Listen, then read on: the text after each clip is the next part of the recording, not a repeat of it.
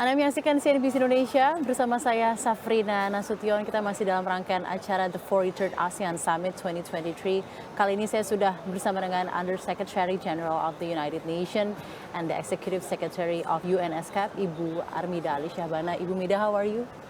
Selamat siang. Terima kasih banyak Bu, Alhamdulillah. Kabar Terima kasih baik, banyak ya. telah bergabung bersama kami di CNBC Indonesia. Ibu, tentunya kita masih dalam rangkaian acara ASEAN Summit 2023. Dari kacamata UNESCAP sendiri, adakah current issue regarding economic dan sosial yang menjadi fokus utama terutama dalam pembahasan UN dan ASEAN Summit di hari 7 September kemarin? Ya, tentu karena semua negara ya, sebagian besar negara di dunia termasuk negara-negara di kawasan ASEAN pada saat ini sedang dalam tahapan recovery dari COVID-19 pandemic, itu satu ya. Yang kedua adalah juga bagaimana negara-negara, semua negara termasuk negara ASEAN memanfaatkan periode pemulihan ekonomi ini sekaligus juga untuk menjawab tantangan-tantangan terutama ya dikaitkan dengan tantangan pembangunan global seperti climate change. Jadi bagaimana memasukkan juga prioritas climate change atau climate action ya dalam hal ini di dalam tahapan proses recovery dan beyond. Jadi memang beberapa negara itu sudah beyond ya. Sudah oke, sudah recovery dengan baik ya. Stabilitas makroekonomi dan sebagainya. Tapi juga bagaimana ini menjawab tantangan dari khususnya terkait dengan climate action. Tapi ada satu catatan mungkin ya, dari segi makroekonomi juga kalau kita lihat situasi sekarang global, di mana masih banyak tantangannya, termasuk misalnya ya inflation, ya, termasuk juga energi di samping juga bagaimana energi semakin ke arah energi yang lebih bersih, renewable dan sebagainya, tetapi juga dalam hal energy security itu juga kan masih jadi suatu tantangan tersendiri, harga ya dari energi. Yang kedua adalah yang terkait dengan bahan pangan, food, ya, terutama ya akibat perang ini kan, apakah itu gandum atau biji-bijian ya, yang juga justru yang terdampak adalah negara-negara berkembang, termasuk tidak hanya ketersediaan tapi juga harga kan yang jadi isu, sehingga menjadi prioritas kembali ya bahwa selain energy security juga kemudian food security. Di food security, energy security dan juga tadi seperti yang Anda bilang climate action dan post pandemic recovery ya Bu. Post pandemic recovery plus inflasi. Karena kita ketahui ada higher interest rate kan, ada supply chain yang terdisrupsi. Nah Ibu, masih mengenai 7 September kemarin, ASEAN dan UN Summit, begitu banyak poin pembahasannya. Seperti apa output atau poin-poin kesepakatan yang terjadi going forward, tidak hanya di pembahasan namun ke depannya yang akan berusaha dikerjakan bersama antara UN dan juga ASEAN? Iya, tentu kalau saat ini kan adalah dalam forum KTT ASEAN ya, tentu hasilnya adalah apapun ya yang menjadi outcome dari KTT ASEAN. Tetapi di dalam bagian dari KTT ASEAN, tetapi secara umum, secara garis besar dari isu-isu terkait dengan pembangunan, yang pasti adalah yang terkait dengan SDGs nomor satu. SDGs, Sustainable Development Goals. Goals ya, kenapa? Karena tahun ini adalah midpoint, pas tengah-tengah. SDGs ini targetnya 2030. Betul. Sekarang 2013, waktu start 2015. Ini pas tengah-tengah. Jadi bagaimana progres ya. Tapi yang lebih penting lagi adalah bagaimana untuk supaya regain momentum. Jadi to bring back itu ya si goals ini to be on track untuk ASEAN. Itu mungkin yang salah satu fokus ya dari segi development issues. Yang paling penting adalah ya apa yang menjadi komitmen ASEAN dan termasuk negara ASEAN di dalam inisiatif-inisiatif untuk mempercepat pencapaian SDGs. Jadi inisiatif apa ya itu Karena we have been going through halfway, ya Bu. halfway Ya, dan 2023. progresnya tidak mengembirakan. Memang ada COVID. Kalau COVID itu tuh 2,5 tahun ya, itu tersendiri Tidak menggirakan, bisa dielaborasi Iya, seperti iya, apa iya. itu, Bu? Jadi kalau SDGs itu ada 17. Ya. Ya, 17 goals. Secara umum ASEAN keseluruhan maupun negara-negara ASEAN itu tidak on track. Tidak on track itu artinya apa? 2030 maka tidak tercapai, ya.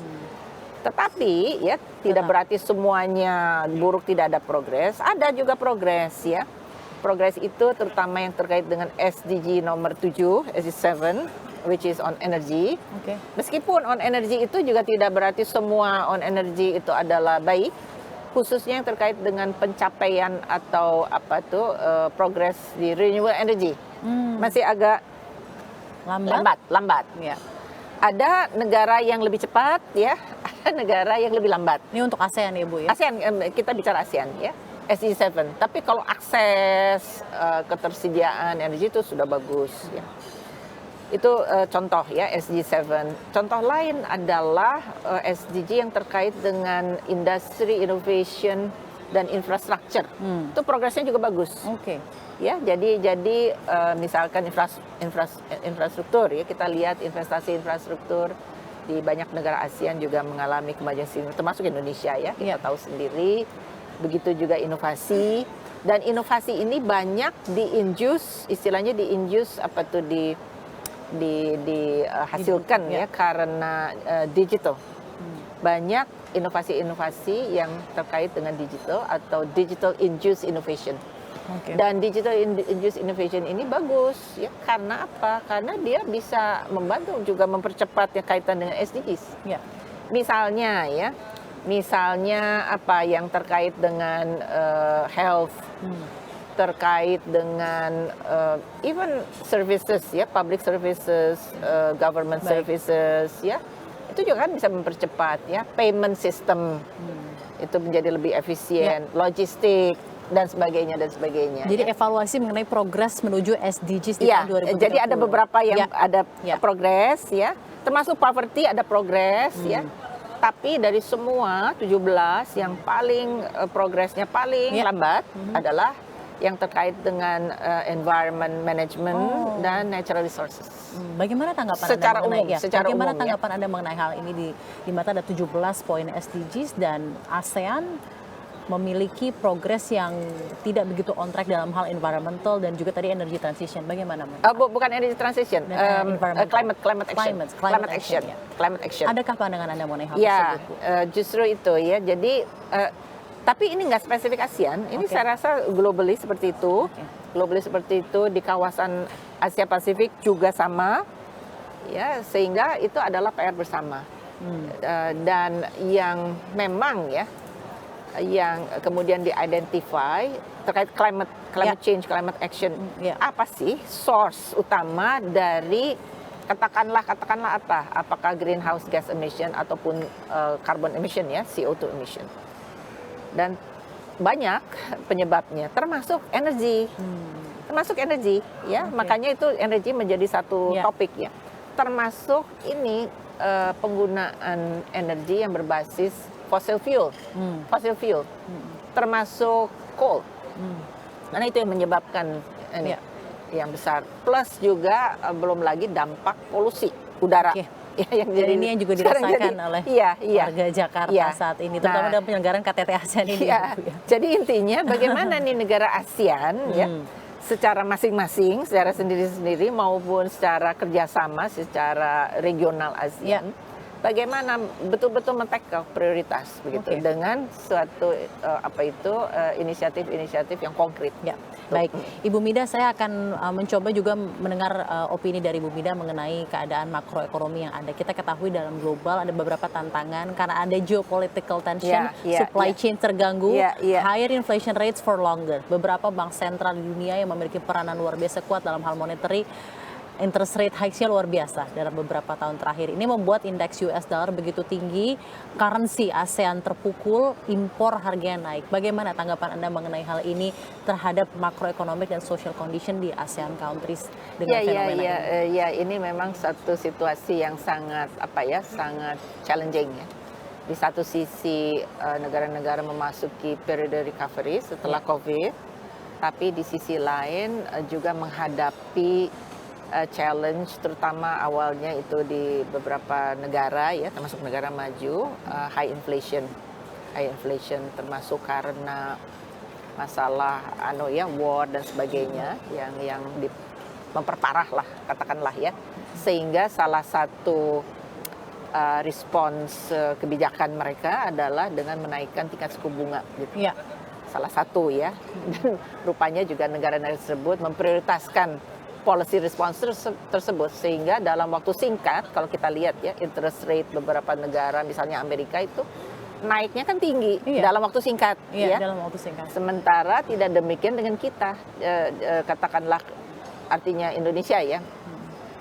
Indonesia di mana bisa maintain ya interest rate ini. Tapi yang menjadi tantangan adalah kalau ada gap. Ya. Interest rate gap itu. Ya, jadi kalau di luar menawarkan interest rate yang lebih tinggi daripada di dalam, tentu kan ada resiko capital outflow. Ya, itu yang menjadi tantangan ya. Saya rasa banyak negara termasuk bank sentralnya ya yang menjadi tantangan itu. Dan bagaimana kira-kira dampaknya Anda melihat capital outflow fenomena yang ada dengan higher interest rate di USD ini terhadap negara ASEAN dan resiliensi dengan terjadi capital outflow ini di ASEAN? Iya, meskipun artinya itu suatu tantangan tersendiri ya. Resiliensi itu bisa kita lihat dari banyak kacamata kan. Kalau kami di UN, khususnya UNESCAP, kami banyak melihat kacamata resiliensi itu dari lebih ke faktor socio-economic rather than macroeconomic ya. Yaitu bagaimana misalkan resiliensi terhadap apa? Terhadap potensi risiko yang semakin meningkat terhadap future pandemic, terhadap natural disaster, terhadap impact climate change ya. Terus bagaimana membangun resiliensi tersebut. Tapi ya kami juga tentu aware ya, resiliensi juga harus dibangun terhadap ketahanan makroekonomi. Baik. Ya di sisi yang lain ya, dan saya rasa negara macam Indonesia itu sudah sangat berpengalaman ya di dalam hal ini, bagaimana juga better prepared dari sisi makro. Nah, jadi ke depan ya sebelumnya biasanya kita kalau bicara better preparedness resiliency itu lebih ke makro atau karena dulu ya belakangan dulu itu external shock itu biasanya economic.